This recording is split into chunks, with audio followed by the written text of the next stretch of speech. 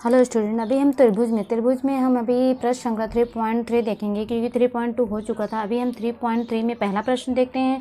बच्चों यहाँ पे पहला प्रश्न में क्या दिया है, एक्स वाई की मान ज्ञात करना है और इसी प्रकार कोण यहाँ पे जो ए बी डी तथा कोण ए सी डी के भी मान यहाँ पे ज्ञात करना है। तो बच्चों यहाँ पे दिया हुआ है जो कोण अभी दिया हुआ है, यहाँ पे कोण बी, अभी बी का एक्स ज्ञात करना है, लेकिन यहाँ पे इसके बाजू में क्या दिया है, 60 दिया है। तो यहाँ पे कोण 60 दिया हुआ है और इधर सी पे देखेंगे तो 50 का दिया है और वाई का हमें क्या करना है, ज्ञात करना है। तो बच्चों हम सबसे पहले यहाँ पे लिख लेंगे, यहाँ पे दो त्रिभुज बन रहा है, त्रिभुज ए बी सी और त्रिभुज बी सी डी बन रहा है, बराबर। दो त्रिभुज बन रहा है तो पहले हम यहाँ पे एक त्रिभुज ले लेते हैं। त्रिभुज पहला हम ले लेते हैं ए बी सी, मतलब ए बी सी त्रिभुज में देखेंगे तो यहाँ पे बच्चों यहाँ पे दो भुजा, क्योंकि संकेत से दर्शाया है कि यहाँ पे जो दो भुजा बन रही हैं, कौन कौन सी भुजा, यहाँ पे ए बी और ए सी, ये क्या हो जाएंगे, संगत हो जाएंगे। और यहाँ पे देखेंगे ऐसा चिन्ह दर्शाया हुआ है, बराबर। तो यहाँ पे बच्चों सबसे पहले हम त्रिभुज क्या लिख लेंगे, ए वाला त्रिभुज ले लेते हैं, त्रिभुज ए बी सी। त्रिभुज ए बी सी में बच्चों दो भुजा बराबर है, किसके बराबर, ए बी किसके बराबर है, ए सी की, क्योंकि संकेत दिया हुआ है। तो यहाँ पे हम लोग क्या लिख लेंगे कि जो भुजा ए बी ये किसके बराबर हो जाएगा, किसके सर्वांग सम हो जाएगा, भुजा बी सी बराबर ए बी बराबर हो जाएगा भुजा ए सी, बराबर। ए क्यों लिखेंगे, क्योंकि यहाँ पे दत्त मतलब दिया हुआ है, दत्त यहाँ पे हम लोग लिख सकते हैं क्योंकि यहाँ पे चिन्ह से दर्शाया गया है, बराबर। और बच्चों यहाँ पे अगर यहाँ पे भुजा जो है वो सर्वांग सम, दो भुजा जो सर्वांग सम होते हैं तो यहाँ पे कोण भी सर्वांग सम हो जाएगा। मतलब यहाँ पे जो ए बी सी, मतलब जो कोण बी बन रहा है वो कोण सी के बराबर हो जाएगा। जब दो भुजा बराबर होता है तो एक कोण जो बन रहा है दोनों, एक कोण भी क्या होते हैं, सर्वांग सम हो जाते हैं। इसलिए यहाँ पे हम क्या लिखेंगे, कोण ए बी सी, यह भी सर्वांग सम हो जाएगा। किस कोण के, ए सी बी, कोण ए सी बी क्यों हो जाएगा, क्यों, क्योंकि ये क्या है, समद्विबाहु त्रिभुज का कोण, समद्विबाहु त्रिभुज का कोण क्या होते हैं, बराबर होते हैं, बराबर। अब यहाँ पे इसलिए देखेंगे तो बच्चों यहाँ पे ए बी सी मतलब ये बी वाला कोण एक्स है, एक्स रख देंगे, और ए सी बी सी कितना है, 50 है, इसलिए यहाँ पे क्या हो जाएगा, 50 हो जाएगा, बरोबर। तो बच्चों यहाँ पे एक्स बराबर कितना आ गया, 50 आ गया। इसी प्रकार हम ए वाला त्रिभुज ले लेते हैं, क्या नाम है इसका, डी बी सी त्रिभुज। इसी प्रकार त्रिभुज क्या लेंगे, डी बी सी त्रिभुज क्या लिखेंगे हम लोग, डी बी सी में। इसमें हम अगर बच्चों देखेंगे इसमें भी दो भुजा बी डी किसके बराबर है, सी डी के बराबर है, इसलिए हम लोग यहाँ पे बी डी बराबर डी सी लिख सकते हैं। भुजा बी डी यह सर्वांग सम हो जाएगा, किसके सर्वांग सम हो जाएगा, भुजा बी डी, ये किसके सर्वांग सम हो जाएगा, भुजा डी सी, बराबर। और ये क्या है, दत्त है, तो यहाँ पे भी हम क्या लिख देंगे, दत्त लिख देंगे। इसके बाद बच्चों यहाँ पर भुजा हो गया, कोण लिख देते हैं। जैसे एक कोण हम लोग दोनों लिखे, जब दो भुजा सर्वांग सम होते हैं तो यहाँ पे एक कोण इसके सर्वांग सम हो जाएगा, बराबर। तो हम कैसे लिखेंगे इसको, इसलिए कोण डी सी बी वाई वाला कोण डी सी बी ये सर्वांग सम हो जाएगा, किसके सर्वांग सम हो जाएगा, डी सी बी कोण जो है किसके सर्वांग सम हो जाएगा, डी बी सी के बराबर हो जाएगा, डी बी सी के बराबर हो जाएगा। तो हम लोग क्या लिख देंगे, डी बी सी, कोण डी बी सी। तो यहाँ पे हम क्या लिखेंगे, समद्विबाहु, क्यों, क्योंकि यहाँ पे क्या है, समद्विबाहु त्रिभुज बन गया, क्यों, क्योंकि यहाँ पे दो भुजा समान है, इसलिए समद्विबाहु त्रिभुज का कोण भी क्या हो जाता है, समान हो जाता है, इसलिए हम लोग बच्चों यहाँ पे लिख देंगे। अब यहाँ पे कोण भी सर्वांग सम होगा। अब आपको पता है कि सी ए डी सी, यहाँ पे जो कोण दिया हुआ है, यहाँ पे सी कितना है, डी सी बी, मतलब सी कितना है, वाई है, तो वाई लिख देंगे, बरोबर। अभी जो डी सी बी है वो कितना है, यहाँ पे देखेंगे डी सी बी तो लिख दिए वाई, अभी डी बी सी मतलब बी कितना है, 60 है, तो यहाँ पे 60 है, इसलिए वाई कितना आ जाएगा, 60 आ गया। तो बच्चों यहाँ पे वाई का कोण कितना आ गया, 60 आ गया। अब क्या पूछा है, अब तो कोण हो गया है, कोण हम लोग एक्स और वाई का मान ज्ञात कर लिए, यहाँ पे एक्स का आ गया, बरोबर, एक्स कोण कितना आ गया 50 आ गया। वाई पूछा था तो वाई भी आ गया अपना, कितना आ गया यहाँ पे वाई आ गया। अब बच्चों इसी प्रकार ए बी डी मतलब ये पूरा कोण बोला है बरोबर, और ए सी डी ये पूरा कोण, तो हम जोड़ लेते हैं बरोबर। अभी ए बी डी दो भाग में बटा है तो हम लोग यहाँ पे क्या लिखेंगे, कोण ए बी डी बरोबर ए बी सी बरोबर, क्या लिखेंगे कोण ए बी सी और प्लस कोण यहाँ पर ए वाला, कौन सा कोण ए वाला बरोबर बी सी बी डी, क्या लिखेंगे सी बी डी और डी बी सी लिख सकते हैं, डी बी सी। तो यहाँ पे बच्चों अभी ए बी सी आपको पता है कितना है, ए बी सी कितना कोण है एक्स है, इसलिए हम लोग यहाँ पे आपको पता है कि कितना है अभी एक्स है बरोबर, एक्स है तो इसका एक्स लिख देंगे और प्लस इसका कितना है 60 लिख देंगे। अभी आपको पता है एक्स का वैल्यू कितना है 50 है, 50 रख देंगे, 50 + 60 कितना आ गया 110। कितना आ गया ए बी डी कोण पूछा तो ए बी डी कितना आ गया, अभी ए बी डी कितना आ गया 110 आ गया, तो हम लोग यहाँ पे क्या लिख देंगे 110 लिख देंगे बरोबर। तो बच्चों अभी ए बी डी 110 आ गया, यहाँ पे हम लोग कोण लिख देंगे ए बी डी बरोबर, ए बी डी आ गया कितना 110 आ गया।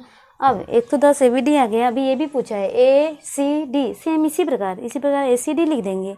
ए सी डी भी हम लोग यहाँ पे क्या लिखेंगे, कैसे लिखेंगे यहाँ पे, अभी कोण ए सी डी ये भी दो भाग में बटा है, ए सी बी और बी सी डी, तो हम लोग इसको ए सी डी को कैसे लिख देंगे ए सी बी कोण ए सी बी और प्लस कोण बी सी डी, क्या लिखेंगे बी सी डी या डी सी बी लिख सकते हैं बरोबर।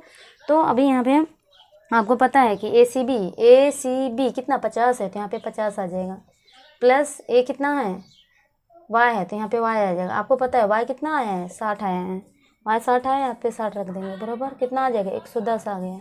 किसका कोण आया है ए सी डी, तो बच्चों ए सी डी भी आ गया कितना 110 आ गया। तो यहाँ पे बच्चों अभी पहला हो गया, बहुत ही ईजी था।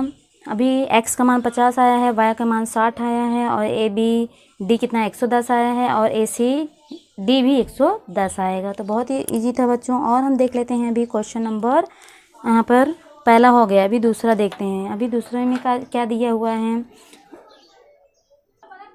दूसरा क्वेश्चन अभी क्या दिया हुआ है कि समकोण त्रिभुज में कर्ण की लंबाई 15 है। कितना है कर्ण की लंबाई 15 हो तो उस पर खींची गई माध्यिका की लंबाई ज्ञात कीजिए। इसमें जो माध्यिका खींचा गया है इसका आपको क्या करना है, ज्ञात करना है कितना आएगा। तो यहाँ पे देखेंगे, तो यहाँ पे हम लोग एक त्रिभुज बनाएंगे समकोण त्रिभुज। अभी कर्ण की लंबाई है तो कर्ण की लंबाई हम लोग यहाँ पे लिख दिए हैं। इसके बाद उसमें 15 है, अभी कर्ण की लंबाई क्या बोला है कि 15 है, कर्ण की लंबाई कितना है 15 है, तो हम यहाँ आप क्या लिख देंगे 15।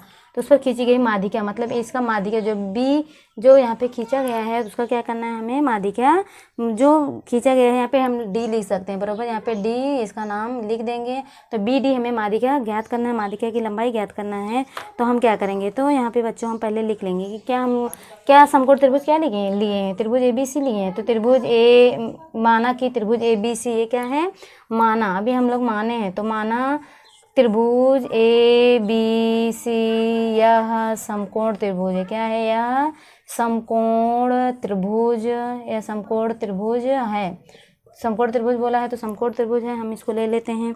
अब बी डी माध्यिका है, क्या है बी डी क्या है माध्यिका है। तो यहाँ किसका माध्यिका है, कर्ण की माध्यिका है। तो हम लोग क्या लिखेंगे, कर्ण की माध्यिका बी डी है। तो कर्ण की माध्यिका क्या है, कर्ण की माध्यिका, अभी कर्ण की माध्यिका हम लोग लिख देंगे क्या है, कर्ण की माध्यिका बी डी है, बी डी है। तो हम लोग क्या लिख देंगे, कर्ण की माध्यिका बी डी है। अभी कर्ण जो होता है, कर्ण की जो माध्यिका क्या है बी डी, तो जो माध्यिका होता है वो क्या होता है, कर्ण का आधा होता है। तो हम लोग यहाँ पे क्या लिख देंगे, जो माध्यिका है वो कर्ण के आधा होता है। तो हम लोग बी डी माध्यिका है और कर्ण का क्या हो जाएगा, आधा हो जाएगा। इसलिए एक बार कर्ण अभी आपको पता है ए सी है, इसलिए ए सी आधा हो जाएगा किसका, जो माध्यिका है। तो यहाँ पे हम लिख देंगे कि माध्यिका का लंबाई जो होता है वो कर्ण का आधा होता है। तो हम लोग क्या लिखेंगे, माध्यिका की लंबाई कर्ण की आधी होती है। तो हम यहाँ पे बच्चों लिख देंगे कि माध्यिका की लंबाई कर्ण की आधी होती है। तो बच्चों यहाँ पे हम लोग लिख दिए। अब इसके बाद हम लोग को पता है यहाँ पे कर्ण की लंबाई कितना दिया हुआ 15। तो AC कर्ण है तो हम लोग AC क्या लिख देंगे 15, 1/2 गुणे 15। तो अभी 15 काटेंगे 2 से, मतलब 15 का आधा बच्चों क्या हो जाएगा 7.5 आ जाएगा। BD आ गया, कितना आ गया 7.5 आ गया। तो पूछा क्या था माध्यिका की लंबाई, इसलिए हम क्या लिख देंगे माध्यिका की लंबाई कितना आया है, माध्यिका की लंबाई कितना आ गया है, माध्यिका की लंबाई बरोबर कितना आ गया है 7.5 आ गया है बरोबर। तो बच्चों बहुत ही इजी था। और हम देख लेते हैं अभी क्वेश्चन नंबर 3।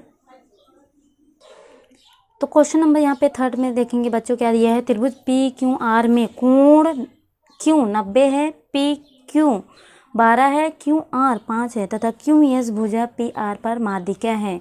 तो QS ज्ञात कीजिए। तो यहाँ पे बच्चों क्या दिया है, यहाँ पे देखेंगे त्रिभुज PQR दिया हुआ है बरोबर, क्योंकि यहाँ पे बोला है कि एक त्रिभुज क्या है PQR है, कोण 90 अंश है, PQ 12 है और भुजा QR 5 है और QS भुजा क्या है QS, जो QS है ये लंब है, किस पर लंब है PR पे लंब है। ऐसा बोला है कि ये माध्यिका है, किसका माध्यिका है कर्ण की माध्यिका है। तो हम लोग बच्चों यहाँ पे जो लिखे हैं वो हम यहाँ पे लिख देते हैं, जो हम लोग यहाँ पे जो बनाए हैं। तो त्रिभुज क्या है, त्रिभुज PQR त्रिभुज क्या है समकोण है। तो यहाँ पे त्रिभुज PQR क्या है समकोण त्रिभुज है, क्या है समकोण त्रिभुज है। तो समकोण त्रिभुज है। तो बच्चों यहाँ पे अभी समकोण त्रिभुज में हम लोग यहाँ पे क्या लगाएंगे, अभी पाइथागोरस प्रमेय लगा देते हैं बरोबर। यहाँ पे कर्ण दिया हुआ है PR का स्क्वायर, तो यहाँ पे हम क्या लिखेंगे PR का स्क्वायर बरोबर PQ का स्क्वायर प्लस QR का स्क्वायर बरोबर। PR का स्क्वायर PQ का स्क्वायर PQR का स्क्वायर, ये हो गया पाइथागोरस का प्रमेय। तो यहाँ पे हम क्या लिख देंगे पाइथागोरस प्रमेय से। पाइथागोरस प्रमेय से बच्चों यहाँ पे अभी हम क्या ज्ञात कर लेंगे, पाइथागोरस प्रमेय से हमें क्या मिल जाएगा। अभी क्योंकि यहाँ पे दो भुजा PQ और QR दिया है, PQ और QR दिया है तो किसका मान आ जाएगा PR का मान आ जाएगा। PR का जब मान आ जाएगा बच्चों आपको पता है जो QS है वो किसके बराबर होता है, कर्ण का आधा होता है। तो इसलिए जब यहाँ पे PR पता हो जाएगा तो QS अपने आप ज्ञात हो जाएगा। और हम देख लेते हैं, अभी लिख देते हैं हम लोग क्या लिखेंगे, अभी जिसका मान दिया है लिख लेंगे। अभी PR के मान कितना दिया है तो हम लोग यहाँ पे मान रख देते हैं। अभी PR का नहीं दिया है, PR ऐसे लिख देते हैं बरोबर। PR का स्क्वायर PQ बच्चों कितना दिया हुआ है, PQ का मान कितना दिया है 12 दिया है, क्योंकि यहाँ पे लिखा हुआ है PQ बरोबर 12 का स्क्वायर हो जाएगा प्लस QR भी दिया है 5 का स्क्वायर हो जाएगा। 12 का कितना हो जाएगा 144 हो जाएगा, 5 का कितना हो जाएगा 25 हो जाएगा। तो यहाँ पे बच्चों कितना आ जाएगा, दोनों को जोड़ लेंगे कितना आ जाएगा 169 आ जाएगा। किसका वैल्यू आ जाएगा PR का स्क्वायर। तो PR क्या आ जाएगा, इसलिए PR अभी वर्गमूल दोनों पक्षों में लेंगे तो इसका वर्गमूल कितना आ जाएगा 13 आ जाएगा, मतलब PR कितना आ गया 13 आ गया। PR नहीं पूछा है, क्या पूछा है QS पूछा है, इसलिए यहाँ पे QS कर्ण की माध्यिका है। तो क्या लिख देंगे यहाँ पे QS कर्ण की माध्यिका है, इसलिए QS बराबर। तो हम लोग यहाँ पे क्या लिख सकते हैं, इसलिए QS किसका आधा कर्ण का आधा, कर्ण क्या है PR है। तो यहाँ पे हम क्या लिखेंगे कि QS कर्ण की माध्यिका है, कर्ण की या कर्ण का माध्यिका है, क्या है माध्यिका है। तो माध्यिका है तो यहाँ पे हम लिख देंगे। तो अभी यहाँ पे हमें किसका मान पता है, PR का मान पता है। PR कितना है 13 है, तो यहाँ पे 13 लिख देंगे। अब बच्चों यहाँ पे 13 का आधा करेंगे, 13 का आधा करेंगे तो कितना आ जाएगा 6.5 आ जाएगा। मतलब QS पूछा था, QS का वैल्यू कितना आ जाएगा, QS का वैल्यू 6.5 आ गया। तो बच्चों यहाँ पे 3rd भी हो गया। अभी हम 4th देखते हैं, क्योंकि 3rd बहुत ही ईजी था और पाइथागोरस प्रमेय लगा के हम इसको हल कर सकते हैं और कर्ण की माध्यिका लगा के बराबर। अभी हम क्वेश्चन नंबर 4 देख लेते हैं। क्वेश्चन नंबर 4 में क्या दिया है बच्चों, यहाँ पे दिया है कि बिंदु G जो है यह त्रिभुज PQR की माध्यिकाओं का संगामी बिंदु है। यदि GT 2.5 सेंटीमीटर हो तो PG तथा PT की लंबाई ज्ञात कीजिए।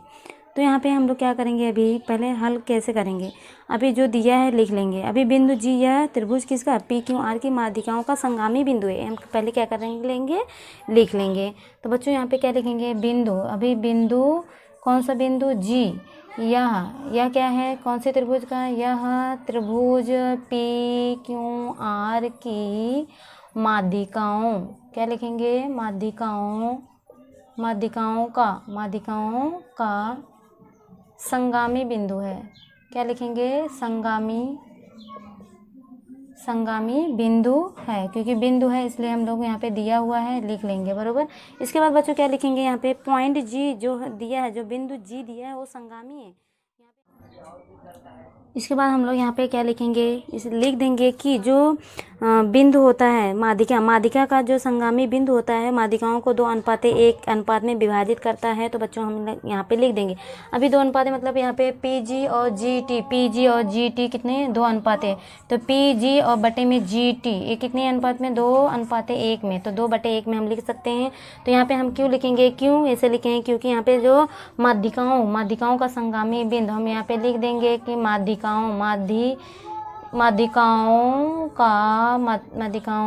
संगामी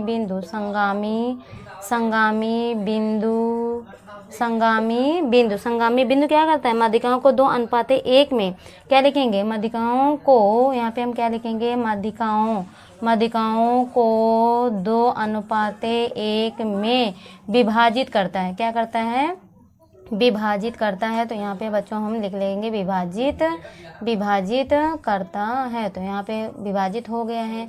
अब यहाँ पे देख लेंगे बच्चों, जिसका मान अभी पीजी का मान ज्ञात करने के लिए बोला है, तो पीजी ही रखेंगे। जीटी 2.5 दिया, 2.5 लिख लेंगे, 2/1 लिखेंगे, बरोबर।